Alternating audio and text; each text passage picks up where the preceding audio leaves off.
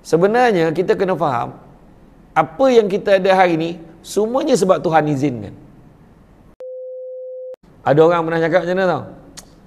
Kau kalau nak jadi senang, kau kena berusaha macam aku ni. Ya, pernah dengar tak ayat tu? Kalau kau nak jadi kaya, nak senang, kau ada strategi. Kau kena ingat, kena ikhtiar, kena pandai. Oh, kena pandai bawa diri. Cik, ada ayat macam tu. Ada orang cakap itu. Sebenarnya kita kena faham, apa yang kita ada hari ni semuanya sebab Tuhan izinkan. Jangan cakap orang yang susah tu tak kerja keras. Jangan cakap. Mak ayah kita dulu tak kerja keras ke? Kerja keras. Tapi Allah belum izinkan dia senang masa tu. Tapi bila anak-anak semua dah lepas semua, alhamdulillah, mak ayah pun jadi senang.